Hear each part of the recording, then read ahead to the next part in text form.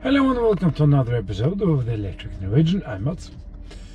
Today we're gonna do the range test loop with a brand new 2021 Tesla Model 3 Standard Range Plus. The loop is around 150 kilometers, so this shouldn't really be a problem. We've charged the car to 100%, and as you can see, car now says 422 kilometers, and the energy graph, there it was up there, 355 kilometers of range. So yeah, let's get going. It's 18 degrees today. It's overcast, as you can see, and there's a slight breeze probably somewhere. Yeah, in the trees there, they're moving about. Yeah, another running change I noticed. The bonnet, or the hood as it were, depending on where you're from, is now easier to close. In the old cars previously, they required a kind of a shove to get them to close properly. Now you just gently push it down and it locks, and that's nice. We're now 98%, so we used 2% to get there. We've driven 4.6 kilometers. If I'd been a mathematics genius, I probably could have calculated something with that. And we have an average of 164 watt-hours per kilometer. Yeah, I mentioned in the previous video where I picked this car up that if I would to have gotten a 3-month car, it would be close to 1 million in the VIN number, in the chassis number. And I was right, because it's now approved that Tesla has produced over 1 million Model 3s, at least with the chassis numbers. And that's a bit less than 4 years of production. I mean, if you go back 3 years, 2018, they were struggling to get to 5,000 a week and all that jazz, and they were really, they were still in production hell, as it were. Now they're just spitting them out. And even if the Model Y is taking some of that market, they are still, they're not going to use another 4 years getting to 2 million, that's for certain. Now we're at 130, around 137, 140 watt-hours per kilometer. Looking good. With 97%, and 351 kilometers indicated on the Navi computer. Energy graph, as it were. We just started driving though, so we have quite a while to go. Oh man, these test results are being so skewed, because not because of the Skoda, but ahead there you can see there's 2 cars with caravans after them, and some more traffic, and all of that traffic. Oh, this is not a slow machine, no, it's just slower than other things.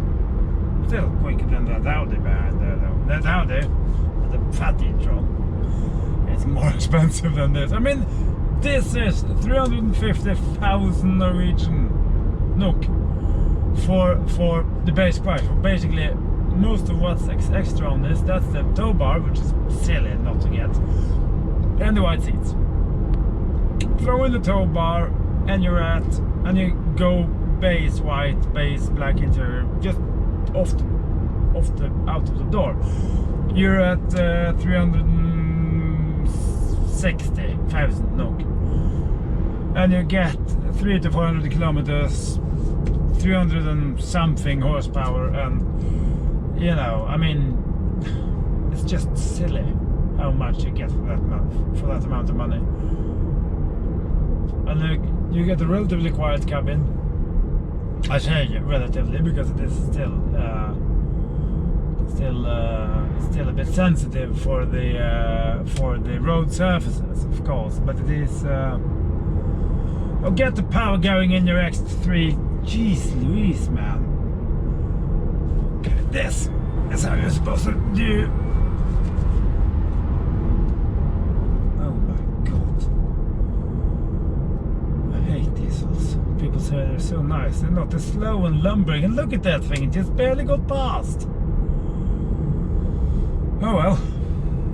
Anyway, we had an average for now, and that old thing in the end, of course, is keeping us up. And I mean, I love people using old cars. That's what, the pre-war or 40s car probably.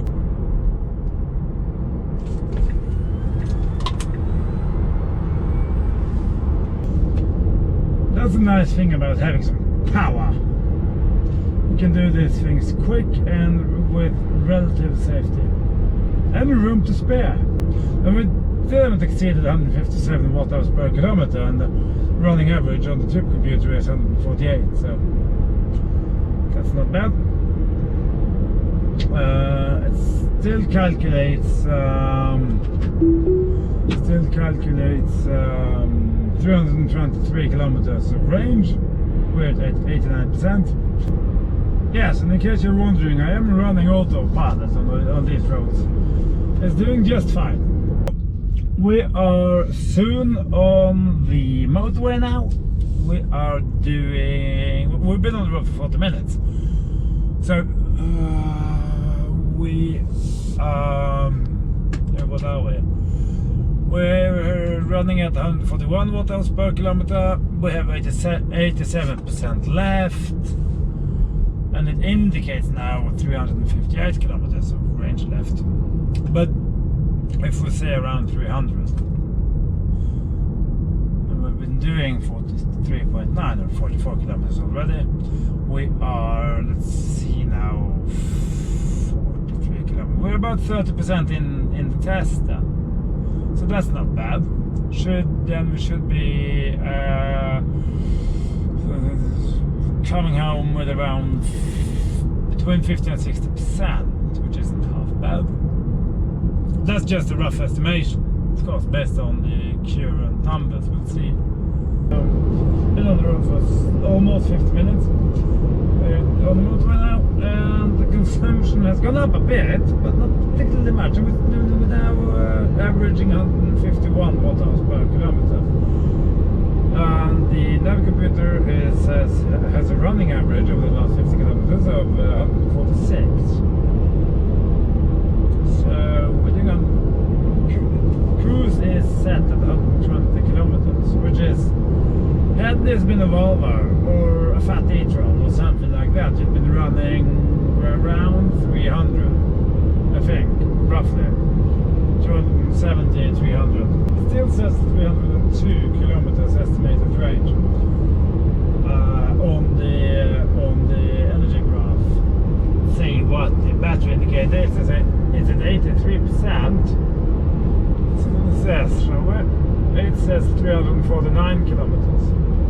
And we've been doing almost 57 kilometers. So that's an average of, that's around 400 kilometers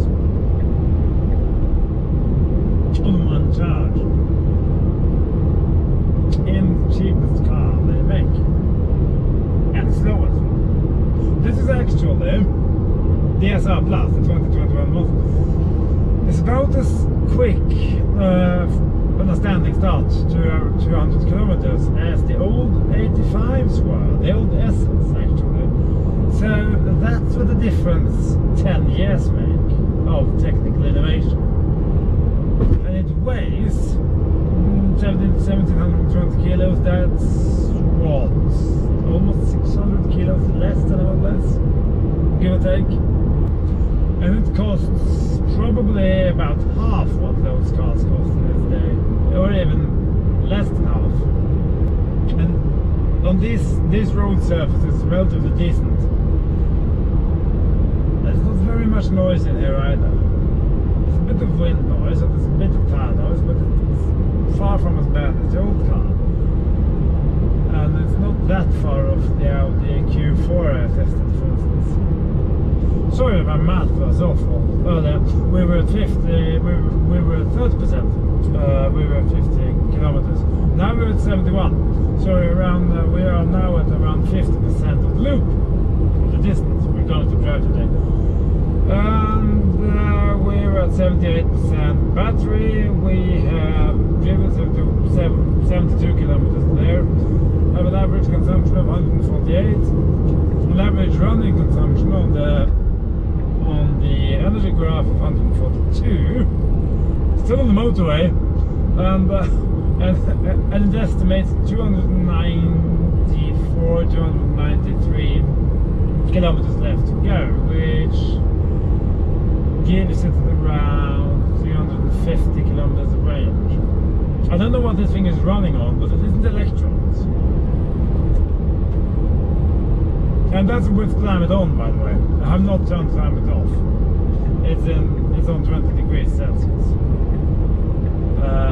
If I turn it off, it would be even less consumption than it is now. I've been too many years now since I had my beloved Ionic, but I do fear that even that would rather struggle with these numbers. Now if we're the two lanes will end and go back to a single lane motorway. So that's it. Now we'll rejoin the highway, if you will, a bit later. So yeah, and consumption is already falling as it's set speed down now to 85 kilometers an hour. It's a later zone after all.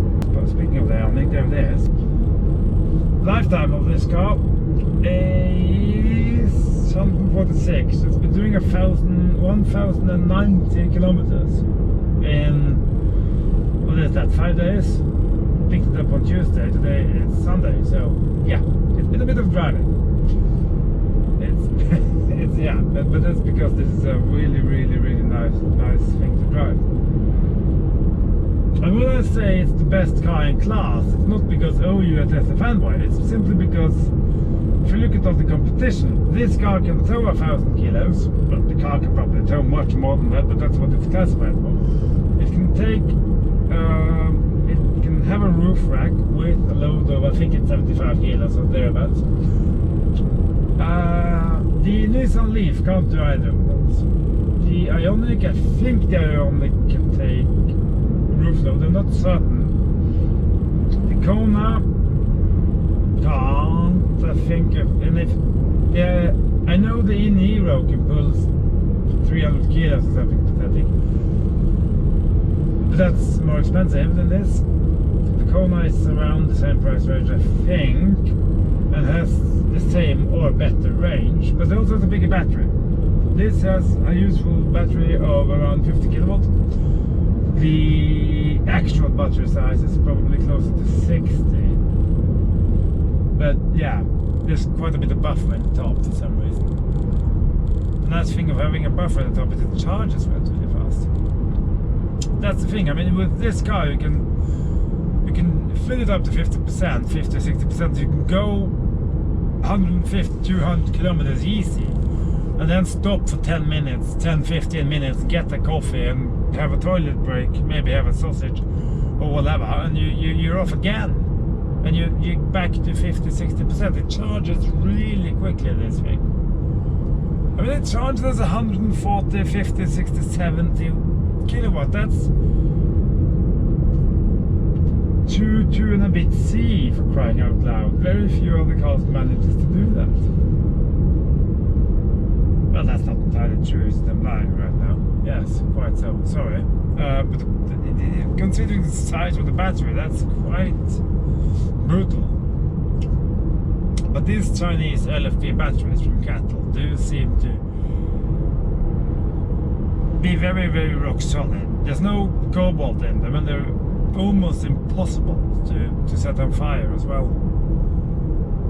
Granted, they're a little bit heavier than the old nickel, cobalt, manganese, or whatever they were using, are using still, and very cheap to produce as well. We're about to rejoin the motorway now. Driven 90 kilometers and have an average of 143 watt hours. The trip computer, the energy graph, is saying a running average of 130 watt hours. and estimates 307 kilometers of remaining range, but we're not going to get that. You really are lacking, apart from the four-wheel drive, the subwoofer, and the added power, of course, of the all-wheel drive license. You're not really feeling very short-changed in this. The reasons for you, just no meandering about in the middle of the road, right? Really, but look, the Mini, that's good. Go past and go back in. Wonderful. Clap, clap. But that Passat in front of that Opel there is just slithering about. Couldn't give a damn about where he is. Oh, look in the back of me, the rearview mirror. That is a Ford Mustang. That is a Ford Mustang Mach-E, which is a brilliant car. Actually, one of my favorite EVs. If you weren't going for a Tesla, I would have bought that on a heartbeat. It looks good, has presence, it's nice to drive. Unless, of course, you want the Jag, which is also one of my favorite EVs. But that's more expensive. Charges slower and doesn't have the same range, so yeah. It's a really, really dream. It's a dream to drive them, but you know. Anyway, statistics. We have driven 113 kilometers, and we have an average of 146 watt-hour per kilometer, 66%, and the trip computer estimates 258 kilometers and a running average of 137 watt-hours. We've been on the road for almost 1.5 hours now, and this is as my regular viewers know, this is a good mix of country roads with lower speed limits and motorway. And I'm normally cruising at 120 on the motorway, basically following traffic. Hey, another one, and that's a facelift as well. No, it isn't a facelift, and a dual motor.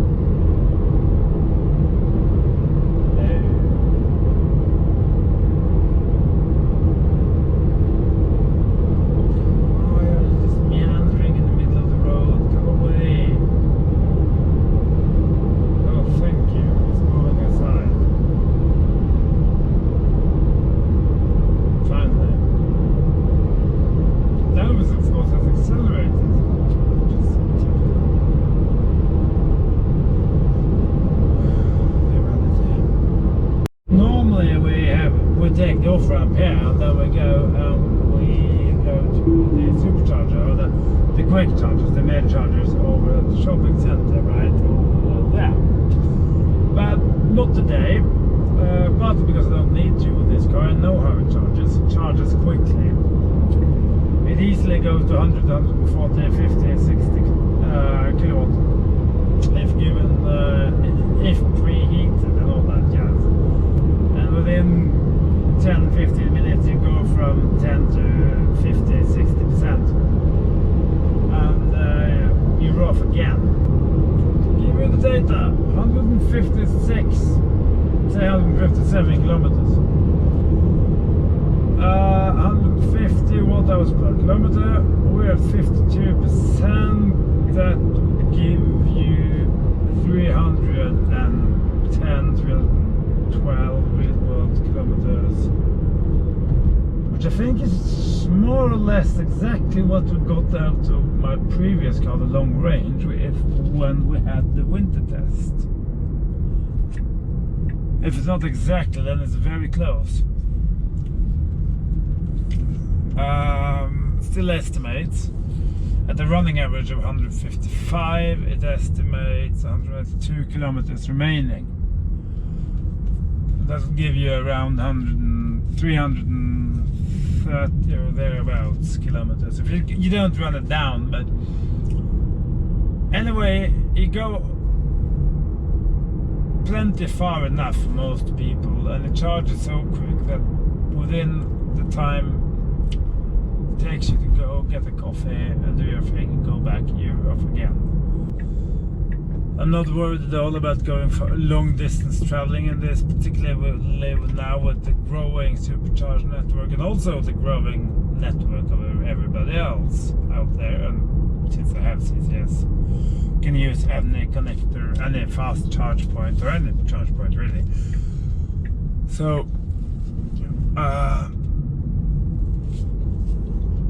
if you run this on, if you take a road with lower speed limits, or you lower your speed a little bit, and sort of stress testing this a little bit after all, then you will get, I'd imagine, easily 400 kilometers out of this car.